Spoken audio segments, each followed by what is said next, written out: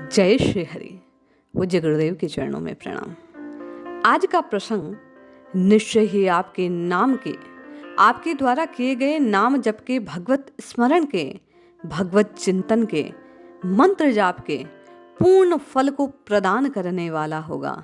आप स्वयं अपने द्वारा किए जा रहे नामा अपराध से परिचित हो पाएंगे और उनसे बचकर अपने द्वारा की जा रही साधना का पूर्ण लाभ प्राप्त कर पाएंगे। अक्सर साधकों की ये जिज्ञासा रहती है कि इतना कथा श्रवण करने के बाद, इतना भगवत चिंतन करने के बाद भी क्यों हमें भगवान की प्राप्ति नहीं होती, क्यों हमें पूर्ण फल, पूर्ण प्रभाव, पूर्ण लाभ नहीं मिलता, क्यों हमारे जीवन के क्लेश, कष्ट, दुख, पीड़ाएं और ये मानसिक संताप समाप्त नहीं होते। इस विषय में कल्याण के भगवन नाम अंक में पूज्य आचार्य श्री माधवलाल जी गोस्वामी द्वारा एक लेख प्रस्तुत किया गया है। इसका कुछ अंश मैं आपको श्रवण करवाती हूँ, जिसके माध्यम से आप अपने लाभ के लिए, आप अपने नाम स्मरण को प्रयोग कर पाएंगे, उसका पूर्ण लाभ प्राप्त कर पाएंगे।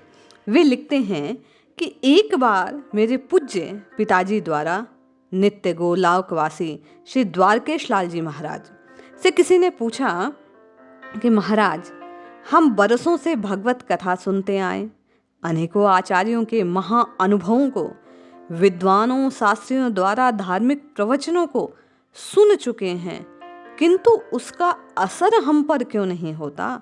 उस उपदेश को सुनने में आनंद तो आता है, लेकिन वह आनंद चिर स्थायी क्यों नहीं बना रहता? क्या कारण है बताइए? जीवन में इसका लाभ हमें कैसे मिलेगा?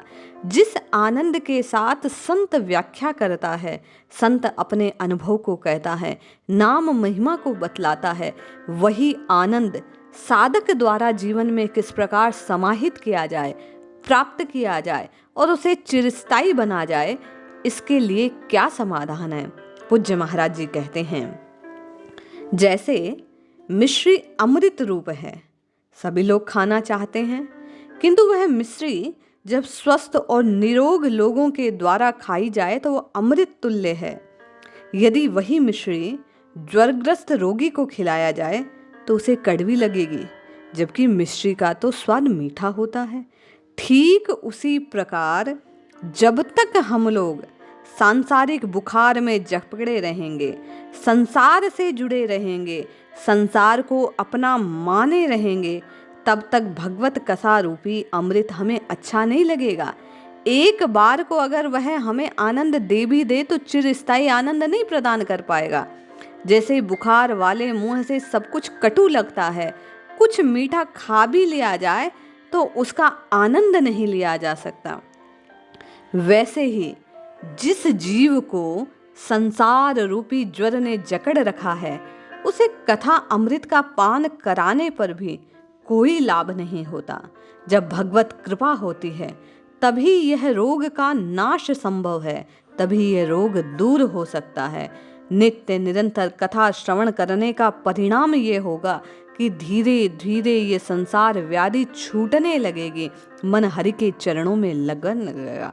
श्री गोपी जनों ने श्री भागवत रसा पंचाध्यायी में गोपी गीत प्रसंग में कहा है, तव कथा अमृतम तत्व जीवनम। संसार में तपे हुए जीवों को केवल भगवान की कथा रूप अमृत ही संजीवनी प्रदान कर सकता है। जिस प्रकार गोपियों ने प्रेम का रसास्वादन किया, भगवान का बनकर, भगवान का होकर, उनके लिए श्री भगवान ही सब कुछ थे। जैसा पूज्य गुरुदेव श्री राम सुखदास जी महाराज कहते हैं, वासुदेव सर्वम।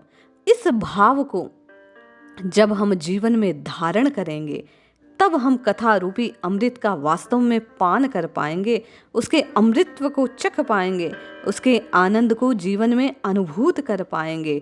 भगवान सबको सद्बुद्धि प्रदान करे, सभी की चित्तवृत्ति में स्मरण चिंतन कथा की ओर केंद्रित होने की शक्ति प्रदान करे। ये प्रार्थना करते हुए पूज्य महाराज जी कहते हैं कि नाम जपो नाम, ये नाम भगवान के चरणों में प्रीति को बढ़ाने वाला है। नित्य निरंतर राधा माधव के चरणों में ये नाम ही तुम्हें लगाने वाला है। जब तुम नाम का आस्वादन करते हो तो इस संसार व्याधि से बचने का पूर्ण प्रयास तुम्हारे द्वारा किया जाता है। इसलिए मन लगे या ना लगे भाई बहन, नाम जपना चाहिए। ये नाम जपना ही श्रेयकर है। नाम जपते जपते मन को भी आनंद आने लगेगा और मन स्वतः राधा माधव लाल के चरणों पर केंद्रित हो जाएगा। जय श्री हरि।